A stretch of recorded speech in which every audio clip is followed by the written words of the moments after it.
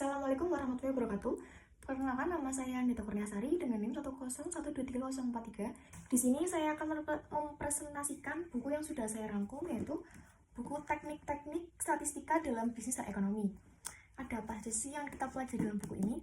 Di sini terdapat ada 5 bab, yaitu bab 12 ada analisis variansi, bab 13 ada korelasi dan regresi linier, bab 14 analisis regresi berganda, bab 15 bilangan indeks, bab 16 runtun waktu dan peramalan, bab 17 metode non-parametrik uji kecocokan, bab 18 metode non-parametrik analis data peringkat, bab 19 manajemen mutu dan pengendalian proses secara statistik.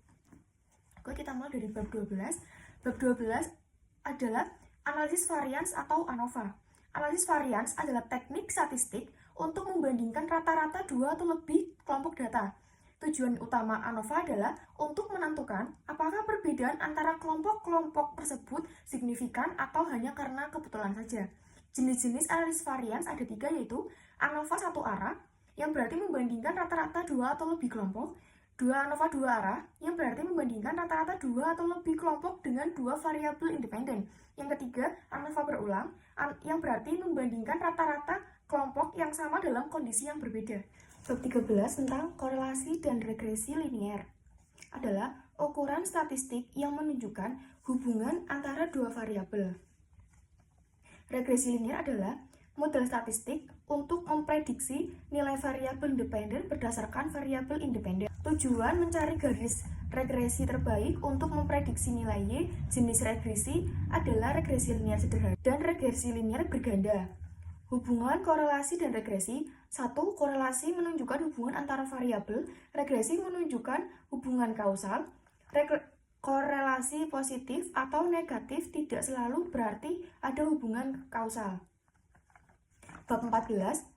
Analisis regresi berganda adalah statistik yang memprediksi nilai variabel independen atau Y berdasarkan dua atau lebih variabel independen, X1 dan X2. Tujuan menganalisis hubungan antara variabel independen dan variabel independen.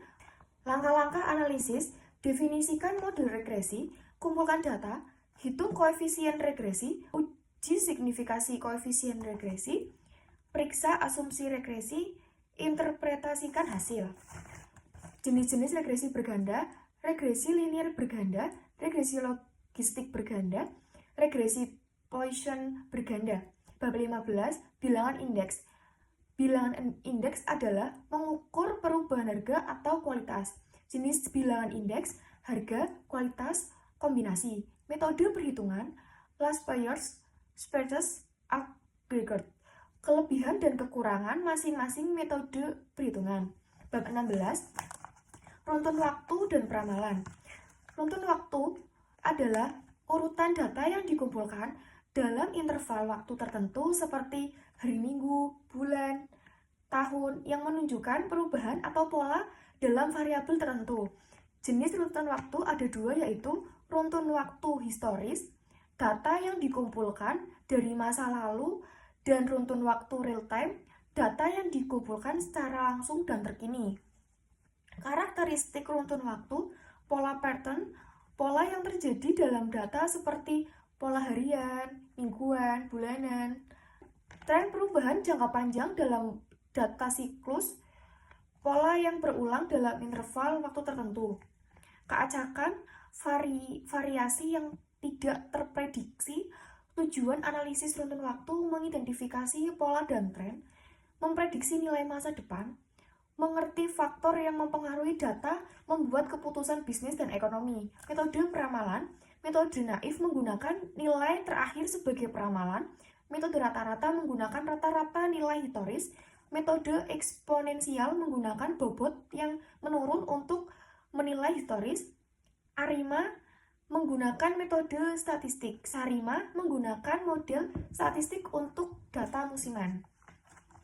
Langkah-langkah peramalan: mengumpulkan data, analisis pola dan tren, pemilihan metode peramalan, pengembangan model, evaluasi dan validasi, pembaruan dan pemeliharaan model, sumber error kesalahan, kesalahan model, kesalahan data, perubahan kondisi, faktor yang tidak terduga.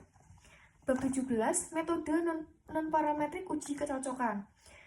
Metode non-parametrik uji kecocokan ini terdiri dari 1. Uji kecocokan menguji distribusi observasi, distribusi teoritis. Uji Kolmogorov menguji kesamaan dua distribusi independen. Uji Lefors menguji distribusi normal. Uji Sapir menguji distribusi normal. Uji Anderson menguji distribusi normal. Uji Kramer-von Mises menguji distribusi normal juga. Bab 18, metode non-parametrik analisis data peringkat. Metode Wilcoxon menguji perbedaan antara dua kelompok terkait rumus W sigma rank difference. Uji Mann menguji perbedaan antara dua kelompok independen. Uji Fermat menguji perbedaan antara lebih dari kelompok. Bab 19, manajemen mutu dan pengendalian proses secara statistik. Manajemen mutu, total quality management meningkatkan kualitas secara keseluruhan. Kaizen meningkatkan kualitas secara berkelanjutan. Lean manufacturing mengurangi pemborosan. Sigma mengurangi varians proses, pengendalian proses statistik, mengendalikan proses statistik, mengawasi proses produksi. Diagram kontrol mengawasi proses produksi. Diagram Pareto mengidentifikasi proses masalah. Diagram histogram memvisualisikan distribusi data. Langkah-langkah pengendalian proses. Tentukan tujuan dan sasaran. Kumpulkan data, analisis data, identifikasi penyebab masalah, implementasi, perbaikan, evaluasi, dan pemeliharaan. Kesimpulannya, buku teknik-teknik statistika dalam bisnis dan ekonomi edisi 15 menyajikan konsep-konsep statistika, dasar, dan aplikasinya dalam bisnis dan ekonomi. Buku ini meningkatkan pemahaman statistika dalam bisnis dan ekonomi dan mengembangkan kemampuan analisis data dan pengambilan keputusan. Sekian presentasi dari saya. Wassalamualaikum warahmatullahi wabarakatuh.